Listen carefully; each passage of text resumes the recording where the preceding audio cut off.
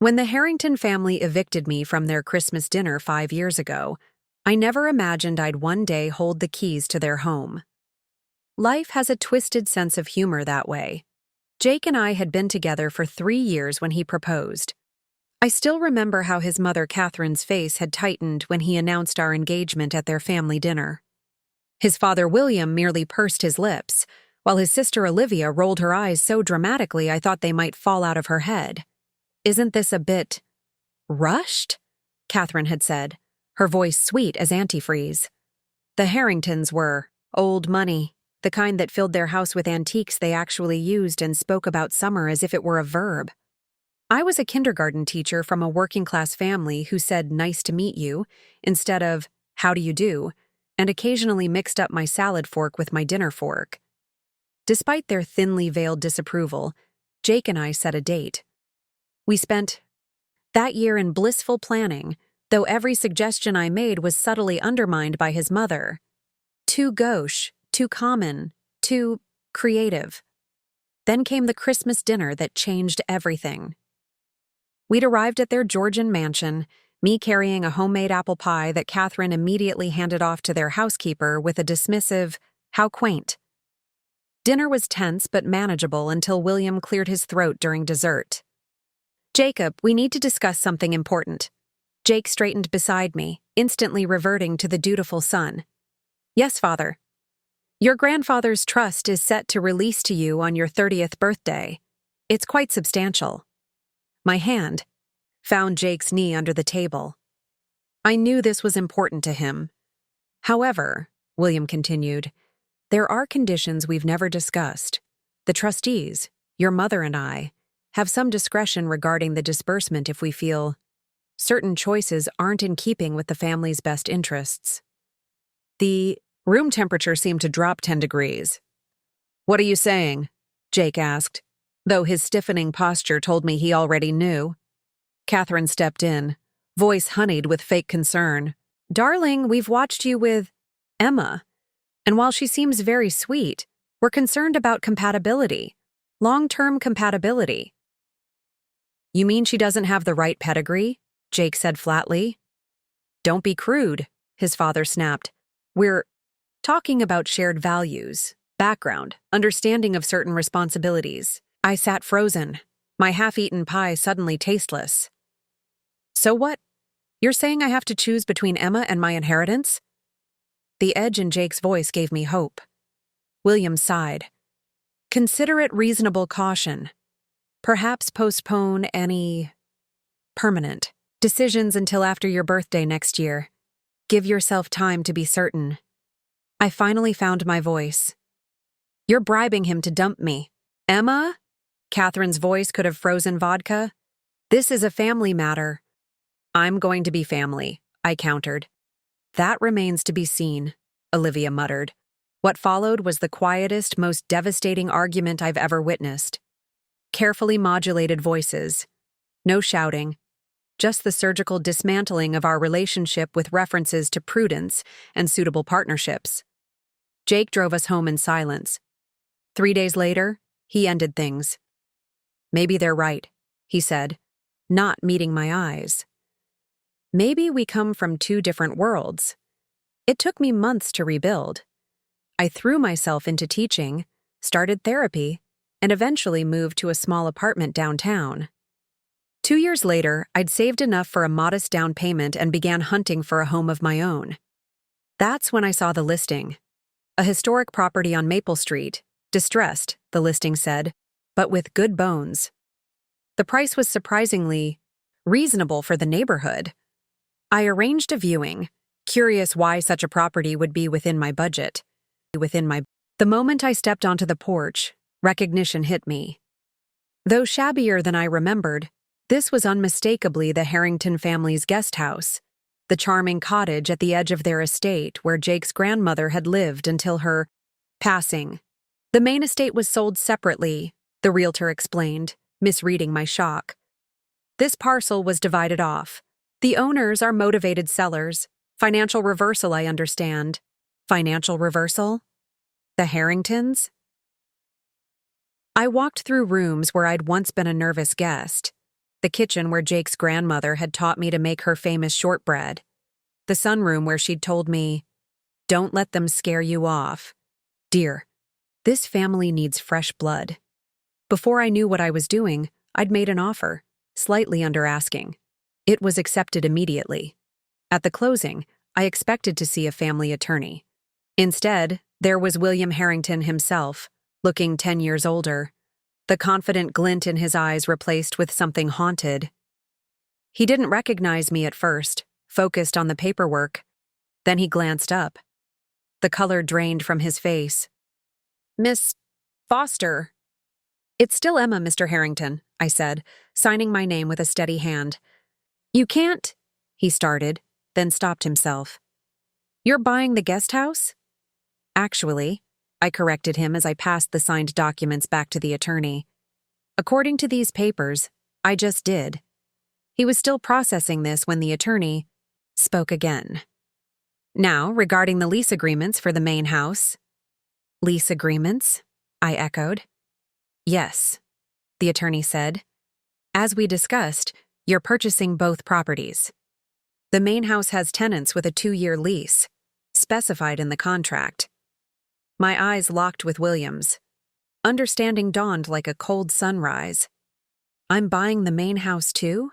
With tenants?" I asked carefully. The attorney nodded. "The Harrington family.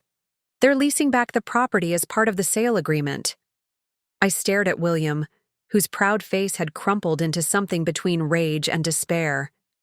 "So I'm your landlord now," I said softly, the words sinking in for both of us.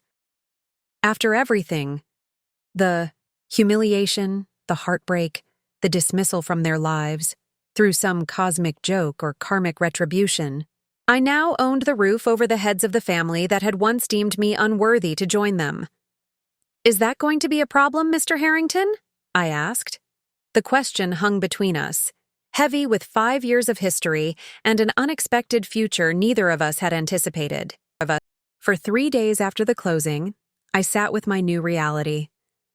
I'd purchased not just the guest house I'd intended, but somehow, through paperwork I'd failed to fully understand, acquired the entire Harrington estate. The family that had deemed me unsuitable to marry their son was now legally obligated to pay me rent. The irony wasn't lost on me. Neither was the responsibility. My real estate attorney explained it more clearly during our follow-up meeting. The estate was underwater, mortgaged far beyond its worth. The bank packaged both properties together to recoup some of their losses. The Harringtons negotiated a leaseback arrangement to avoid immediate eviction. "Why didn't anyone make this clear before I signed?" I asked, still processing. "It was in the contract," she said, not unkindly. Page 17, Section 4. The main house rental income is actually what made this purchase affordable for you. Without it, the guest house alone would have been out of your price range. I remembered skimming those sections, focused on securing what I thought was just the quaint guest house. Page 17 had been labeled Existing Tenancies and Encumbrances. I'd been careless, too excited about owning a piece of my past. "So what now?" I asked. "I'm suddenly landlord to a family that hates me." "Now, you decide what kind of landlord you want to be. Their lease is binding for 2 years. After that..." She left the sentence hanging. "After that, I could evict them." The thought sent an uncomfortable thrill through me. That evening, I drove to the guest house, my house now, and parked in the gravel driveway. Through the trees, I could see lights burning in the main house's windows. Were they discussing me? Plotting? Panicking? My phone rang. Jake's name flashed on the screen. After 5 years of silence, here he was. I let it go to voicemail, then listened immediately. "Emma, it's Jake. I just heard..." "Look, can we talk? Please call me back." I deleted the message and turned off my phone. The guest house needed work, peeling wallpaper, dated fixtures, neglected gardens, but it was structurally sound. As I walked through rooms that held faint memories, I made plans.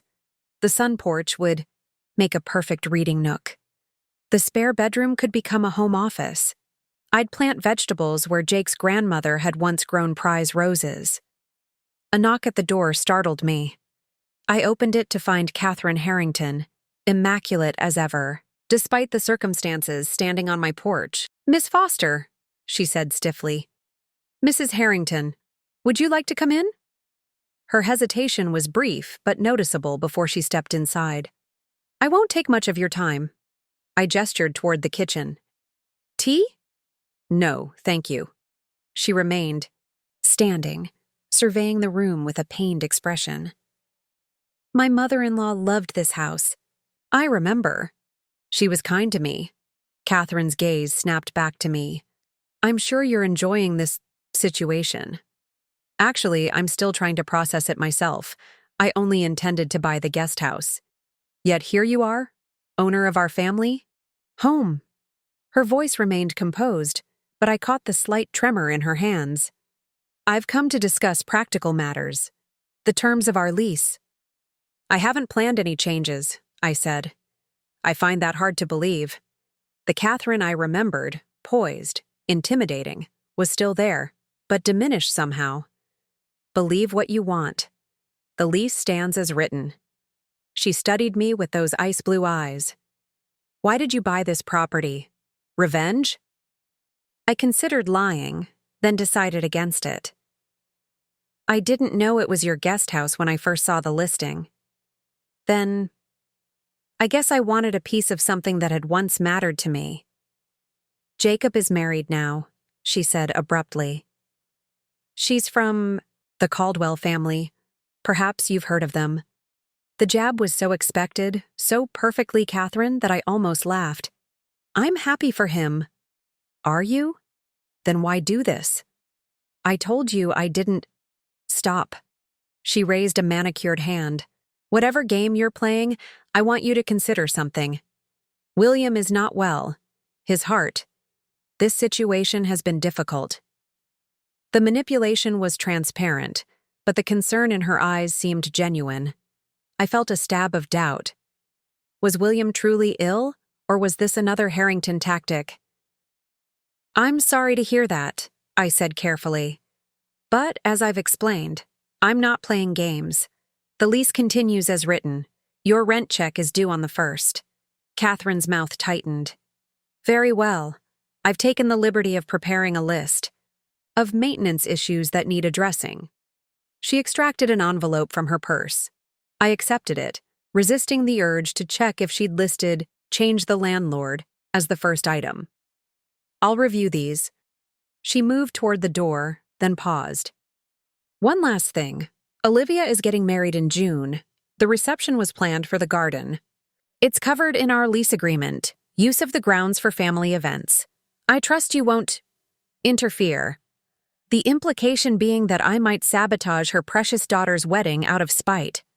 The Catherine Harrington charm offensive was in full swing. "The lease will be honored exactly as written," I repeated. After she left, I opened the envelope. The list was actually reasonable. Roof repairs, plumbing issues, replacing a cracked window. At the bottom, in elegant handwriting, "Garden irrigation system non-functional. Critical for June 12th event." June 12th.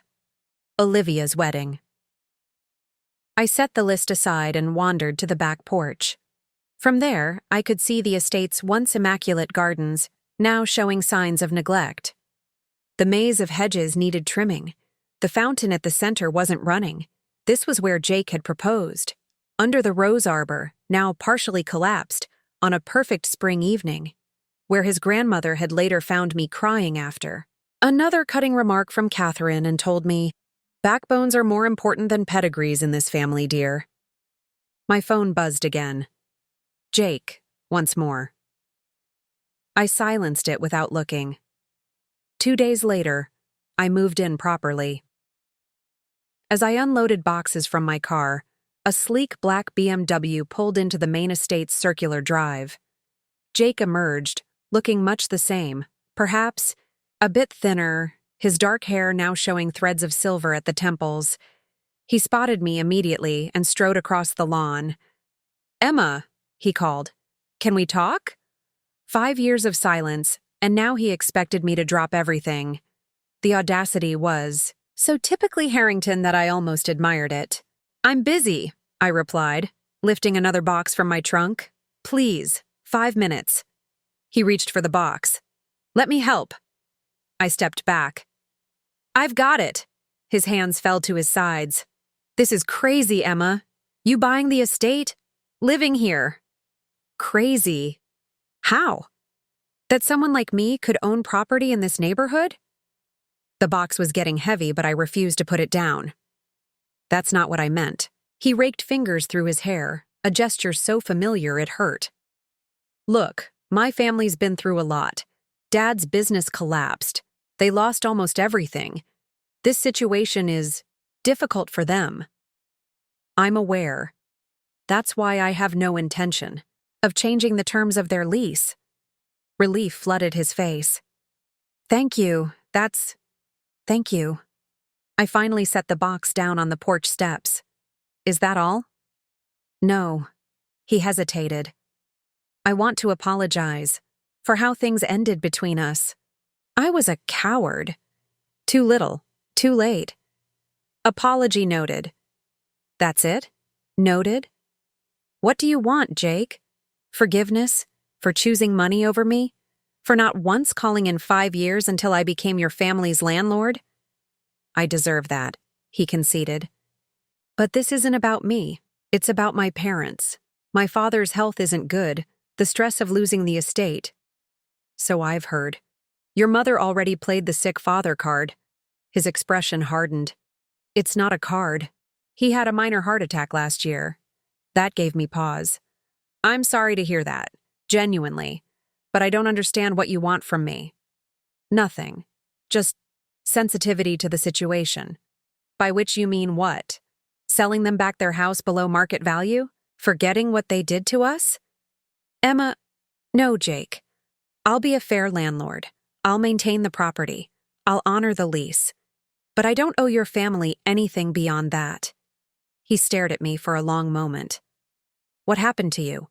You were never this hard. The question stung because I'd asked myself the same thing. Had I become bitter? Was buying this property a mistake, not financially, but for my own healing? People change, I said finally. Sometimes they have to. Olivia's getting married here, he said, changing tactics. Please don't make that difficult. Why would I? Despite what your family thinks, I don't actually enjoy causing others pain. He had the grace to look ashamed. I should go. Emily's waiting for me. Emily, his wife, the suitable one. I managed a nod. As he walked away, I called after him. Jake, why did you really come here? Your parents don't need you to fight their battles. He turned back, expression unreadable in the fading light. I wanted to see you, to see if you were okay. I'm okay, I said. Better than okay. I'm home. And for the first time since I'd signed those papers, I began to believe it might be true. Spring arrived, painting the estate with colors that even neglect couldn't diminish. The guest house felt increasingly like mine as I replaced the faded wallpaper, refinished hardwood floors, and planted a vegetable garden where formal roses had once grown. Living next door to the Harringtons settled into an uneasy routine. Their rent checks arrived punctually, hand-delivered by their housekeeper, Marta, who'd been with the family for decades. I addressed the maintenance issues Catherine had listed, hiring professionals for the roof and plumbing problems. We maintained a practice distance, exchanging curt nods when our paths crossed, until the irrigation system became an issue. I'd received 3 increasingly pointed notes about repairing it ahead of Olivia's June wedding. The latest, delivered by a tight-lipped Catherine herself, included a quote from a landscaper, an eye-watering sum that made my teacher's salary seem even more modest. This is steep, I told her, scanning the estimate. It's comprehensive, she countered. The system is quite complex. I'm sure it is, but I need time to get competing bids. Catherine's perfect posture stiffened further. There isn't time. The gardens need at least 6 weeks to recover before the wedding. We've already scheduled the photographer to capture the spring blooms. I understand it's important. Do you? This is my daughter's wedding. The invitations specify the Harrington Estate Gardens. 200 guests will be here in less than 2 months. Her composure slipped, revealing genuine anxiety. Please, Emma, I'm asking you to expedite this one thing. Her please caught me off guard. In our entire history, I couldn't recall Catherine Harrington ever using that word with me. I'll have it fixed, I promised. But I'm getting another estimate. I found a retired groundskeeper who'd worked on similar estates. His quote was half the price, his timeline tight but manageable. As he inspected the system, I wandered through the once immaculate gardens. Despite the neglect, I could imagine how beautiful they must have been, how beautiful they could be again. You've got yourself a historical treasure here, the groundskeeper commented. These gardens were designed by Montgomery Ellis in the 1920s. Not many of his landscapes survive intact. I knew nothing about garden design, but his reverence made me see the space with new eyes. This wasn't just the Harringtons' garden, it was a piece of history I now custodied. That weekend, I found myself pulling weeds from flower beds near the main house. It wasn't my responsibility. The lease specified that tenants maintained the immediate grounds. But there was something satisfying about the work. You don't have to do that. I looked up to find William Harrington watching me, leaning on a cane I hadn't seen before. He looked frailer than at our closing, his commanding presence diminished. I know, I said, sitting back on my heels. I wanted to. He nodded toward my vegetable garden. Eleanor would approve. She always thought those roses were ostentatious. Eleanor, Jake's grandmother, the one Harrington who'd shown me kindness. She offered to teach me gardening, I said. I wish I'd taken her up on it. She liked you. He lowered himself carefully onto a stone bench.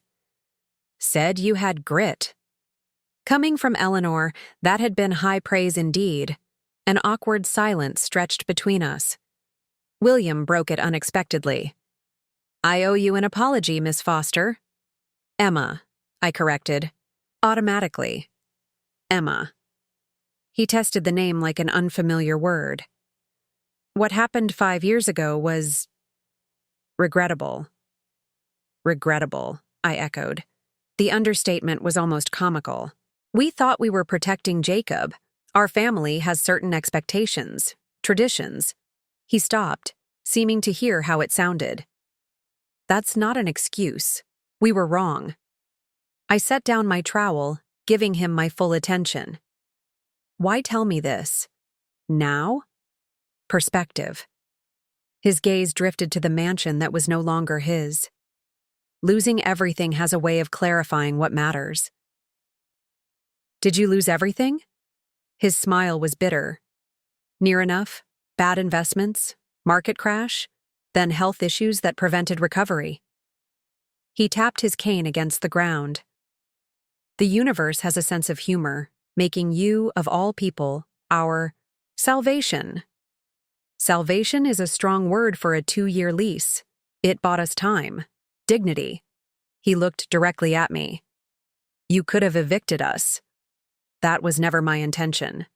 Nevertheless, he struggled to stand, waving away my offered hand. The irrigation repairs, thank you. Olivia's wedding means a great deal to Catherine. As he limped away, I felt an unwelcome twinge of sympathy. The Harringtons had engineered their own downfall, yet seeing William humbled brought me no satisfaction. The irrigation system was repaired, with 2 weeks to spare. I watched from my kitchen window as the gardens gradually revived under regular watering. Catherine hired gardeners who worked frantically to restore the grounds, transforming the space day by day. One evening, I found Olivia herself inspecting the rose arbor where Jake had proposed to me. The symbolism wasn't lost on me. It's going to need structural reinforcement, I said, making her jump. I didn't see you there. Her reflexive scowl faded quickly. What do you mean reinforcement? Those supports are rotting at the base. If you're planning to use it for photos, it should be stabilized. She studied me suspiciously. Why would you care? I don't want it collapsing on your wedding day. That would be an unfortunate photo op. Olivia laughed unexpectedly. God, can you imagine my mother's face? She sobered quickly. Though she'd probably blame you somehow. Probably, I agreed. She gestured toward the arbor. Jake proposed to you here, didn't he? The question startled me. He did. And now I'm getting married in the same garden, only you own it. She shook her head. Life is weird. I couldn't argue with that. For what it's worth, she said, I was a brat back then. To you, I'm sorry. Her apology felt sincere, if overdue. Thank you. Would you... She hesitated. Would you help me with the arbor? Mom's event planner is useless, and you seem to know what you're talking about. And so I found myself advising my ex's sister on reinforcing the very structure where he had proposed to me. The universe really did have a strange sense of humor. As Olivia and I worked, she asked abruptly, Are you seeing anyone? That's not really your business. I'm not asking for Jake, she clarified. He's married. You know that, right? I've been informed. To a complete bore, she added, surprising me again. Emily's perfectly nice, perfectly bland, and perfectly approved by our parents. I hammered a support stake with more force than necessary. I don't need the update on Jake's life. Fair enough. She secured a climbing rose to the newly reinforced trellis. But you should know he was miserable after you two split. Threw himself into work. Barely spoke to any of us for months. Olivia, I'm just saying, not all of us thought Dad and Mom were right. Even Jake knew it was a mistake eventually. By then, you'd disappeared, and his pride... She shrugged. Harrington men and their pride. I didn't know what to do with this information. It changed nothing, yet somehow shifted the narrative I'd built in my head. Why are you telling me this? Because I respect what you've done. She gestured broadly at the estate. You could have made our lives hell. Instead, you're helping fix my wedding arbor. It's decent of you. 2 weeks later, an elegant cream envelope arrived in my mailbox. Inside was an invitation to Olivia Harrington's wedding, addressed to me not as landlord, but as a guest. I stared at it for a long time, unsure if it represented an olive branch or another opportunity for the Harringtons to remind me of my outsider status. The RSVP card sat on my counter for days while I debated. The decision was made for me when the pipe burst. A frantic call from Catherine at midnight sent me rushing to the main house, where water was pouring through the ceiling of the first-floor study, directly below the master bathroom. I found William and Catherine in bathrobes, frantically moving antique books from waterlogged shelves. I've called emergency plumbing, I told them, grabbing a stack of leather-bound volumes. They'll be here within the hour. These books have been in William's family for generations, Catherine said, her voice tight with despair. I assessed the situation quickly. Get more towels. We need to direct the water away from the bookshelves. For 2 hours, we worked side by side, landlord and tenants, salvaging what we could. The plumber finally stopped the leak at 2 a.m., but the damage was extensive. The bathroom floor would need to be ripped up, the study ceiling replaced, custom bookshelves rebuilt. Insurance will cover most of it, I assured them as we surveyed the wreckage. But you'll need somewhere to stay while repairs happen. The master suite won't be habitable. Catherine looked around the water-damaged room, shoulders slumped in. Defeat. It was the first time I'd ever seen her composure completely fail. A month before Olivia's wedding, it's too much. I made a decision that surprised even me. You can use the guest house. I'll stay with a friend until repairs are finished. They both stared at me in disbelief. Why would you do that? William asked. A month ago, I might not have. But something had shifted. Seeing their vulnerability, working alongside Olivia, hearing William's apology. Because it's the right thing to do, I said simply. And because I know what this wedding means to your family. 3 days later, I moved out temporarily, giving the Harringtons the keys to the guest house I'd so carefully made my own. As I packed an overnight bag, I included Olivia's invitation, the RSVP card now marked, "Accept with pleasure." Life had brought me full circle, from rejected future Harrington to the family's landlord to, now, an unexpected ally. I still didn't know if I belonged in their world, but perhaps I was finally finding my place in my own. The morning of Olivia's wedding dawned with picture-perfect June weather. I stood in my friend Lisa's guest bathroom, applying makeup with more care than usual, questioning my decision to attend for the 100th time. "You don't have to go," Lisa said, leaning against the doorframe. She'd been skeptical about my involvement with the Harringtons from the beginning. "No one would blame you for skipping your ex's sister's wedding at the house you now own." Put that way, it did sound absurd. "I RSVP'd, I said, applying lipstick. "Besides, the repairs to the main house finished just in time. I should make sure everything's in order." "Right, because checking plumbing is why you bought that dress." She nodded toward the emerald silk hanging on the door. She wasn't wrong. I'd spent more than I should have on the dress. Elegant, but not flashy. The kind of thing Catherine Harrington might approve of, though I told myself I didn't care about her approval anymore. "I'm going because Olivia invited me," I insisted. "And because I'm curious." "About Jake?" "About all of it." I set down my mascara. These people took something from me. Not just Jake, but my confidence, my trust. For years, I wondered what was wrong with me, why I wasn't good enough. Now I'm going to walk into their world on my terms. Lisa's expression softened. "As long as you're going for yourself, not for any of them." The estate was transformed when I arrived. Florists had worked magic on the gardens, white chairs lined up in rows beneath flowering trees, the repaired rose arbor now a symphony of blooms. Guests in summer finery mingled on lawns I'd watched recover from neglect. It was beautiful, undeniably so. I slipped through the garden gate, hoping to reach my seat without much notice. The ceremony wouldn't start for another 20 minutes. Emma.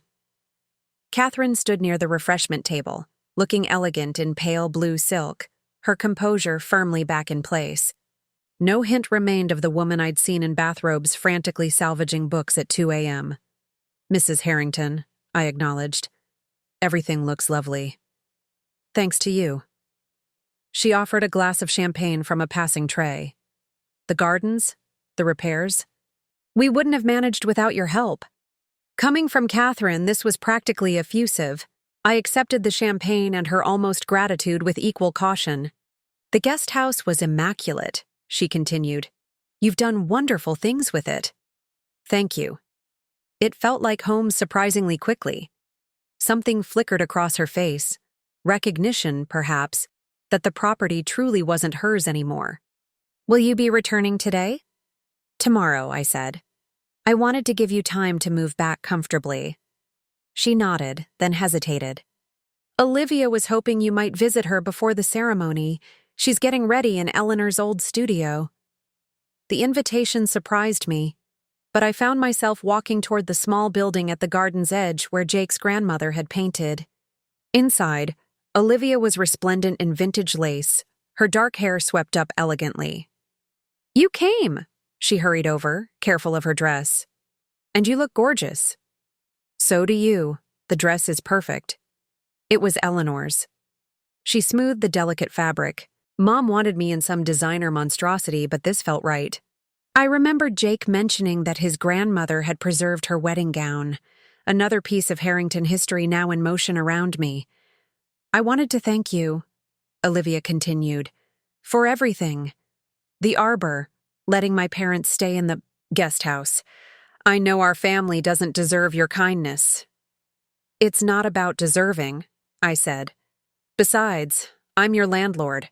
Emergency housing is part of the job." She laughed. "Still, I wanted you to have this. She pressed a small velvet box into my hand. It's from Eleanor's collection. I found it while looking for something borrowed. Inside was a delicate silver brooch set with tiny pearls. I recognized it immediately. Eleanor had worn it often. Can't accept this. She would have wanted you to have it. She told me once you were the daughter she wished she'd had. Olivia's eyes were sincere. Please. It's my way of saying I'm sorry for how we treated you. I pinned the brooch to my dress, with unsteady fingers, touched beyond words. The ceremony was beautiful. Olivia and her groom, a warm-eyed man named Thomas who seemed to genuinely adore her, exchanged vows beneath the arbor I'd helped reinforce. Catherine dabbed at tears with a lace handkerchief. William looked frail but proud as he walked his daughter down the aisle. I was so focused on the ceremony that I didn't notice Jake until the reception. He appeared at my side as I admired the gardens from a quiet corner. You came, he said, echoing his sister's greeting. Olivia invited me. He nodded toward the brooch. Grandmother's favorite. A gift from your sister. Jake's gaze lingered on it. She would have approved. An awkward pause, then. Emily couldn't make it. Work emergency. I wasn't sure what to say to that. I'm sorry? Don't be. Something in his tone made me look at him more carefully. We're separated. Have been for 3 months. The revelation shouldn't have affected me, but I felt a strange flutter nonetheless. I didn't know. No reason you would. He studied the champagne in his glass. It wasn't right from the beginning. We both knew it. Jake, I'm not telling you this to complicate things, he said quickly. I just wanted you to know. Before I could respond, William appeared, moving carefully with his cane. Jacob, your mother needs you. Something about the photographer. Jake squeezed my arm briefly before leaving. Save me a dance? William watched him go, then turned to me. He never got over you, you know. That's not fair to say, I replied. He married someone else, at our insistence. And look how that turned out. He gestured around the transformed estate. We thought we knew what was best for this family. We were wrong about so many things. The reception unfolded around us. Olivia. And Thomas's first dance, toasts, cake cutting. I found myself welcomed by people who had once looked through me, included in conversations where I'd previously been ignored. The irony wasn't lost on me. My newfound status as property owner had granted me the acceptance that love hadn't. Later, Jake found me again. About that dance. The band was playing something slow and nostalgic. I hesitated, then took his offered hand. We moved together with the familiar ease of people who had once known each other intimately. I should have fought harder, he said quietly, for us. Yes, you should have. His smile was sad. Direct as always. Would you prefer I lie to spare your feelings? No. I've had enough polite fictions in my life. His arm tightened slightly, around my waist. I've missed you, Emma. Your honesty, your perspective, everything. 5 years ago, I would have given anything to hear those words. Now they stirred complicated feelings. Why tell me this now? Because seeing you here, in this place that meant so much to us, it feels like another chance. Maybe not for what we had, but for something. Friendship, at least. The song ended. I stepped back from his embrace. I don't know if that's possible. Jake. He nodded, accepting but disappointed. I understand, but I hope you'll consider it. The evening wound down gradually. I found myself on the terrace with Catherine, both of us watching moonlight play across the garden. You've been very gracious, she said unexpectedly, throughout all of this. I wasn't always feeling gracious, I admitted, nor were we deserving of grace. She turned to face me directly. When you bought this property, I thought it was the final humiliation. Now I see it may have been our salvation in more ways than one. How so? It forced us to face our mistakes. With you. With Jacob. With what truly matters. She gestured toward Olivia, dancing happily with her new husband. Money and status didn't give her that joy. Love did. Coming from Catherine Harrington, this was revolutionary. The lease will expire in 18 months, I said, making a decision I hadn't realized I'd been contemplating. When it does, I'd like to discuss a long-term arrangement. If you want to stay. Her eyes widened. You would? Allow that? This is your home, I said simply. I just own the deed. And the guest house? That's my home now. I'm keeping it. She nodded, something like respect in her expression. A fair arrangement. As guests departed and the evening quieted, I found myself alone beneath the rose arbor where everything had begun and ended years before.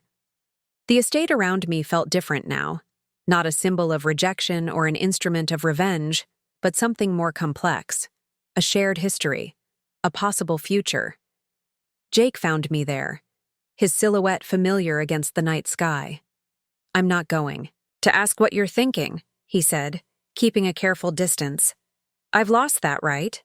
I'm thinking about belonging, I told him honestly, about how places become part of us, and we become part of them. And people? He asked softly. Do they become part of us too? I thought about Eleanor's brooch, about William's apology, about Olivia in her grandmother's dress, about Catherine acknowledging her mistakes, about Jake standing before me now, asking for what he had no right to expect but needed to ask for anyway. Sometimes, I answered. Even when we try to forget them. I never forgot you, Emma, not for a single day. The words hung between us, weighted with regret and possibility. I should go, I said finally. It's been a long day. Will I see you again?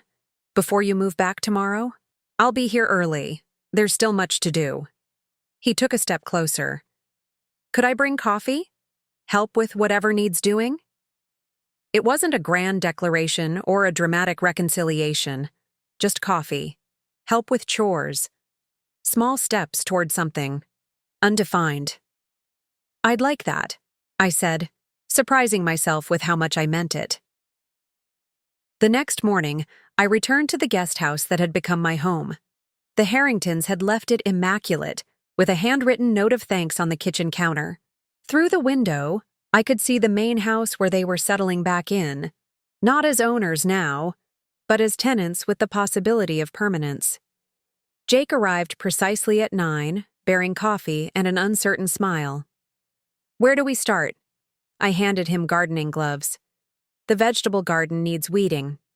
He looked momentarily startled, then laughed. Yes, ma'am. As we worked side by side in comfortable silence, I felt a sense of rightness settle over me. The Harrington estate had transformed from a symbol of everything I couldn't have to the foundation of something I was building myself. A life defined by my own terms, not theirs. Whatever grew between Jake and me now would be different. Tentative, hard-earned, rooted in mutual respect rather than youthful passion. Whether friendship or something more, it would be our choice, not his family's. And the irony of it all, that I had found belonging only after I stopped needing their approval, wasn't lost on me. I had come full circle, from unwanted future, daughter-in-law to landlord, to, perhaps, something else entirely. Something chosen rather than permitted. The estate around us continued its quiet renaissance, gardens blooming, structures healing, history breathing alongside new beginnings.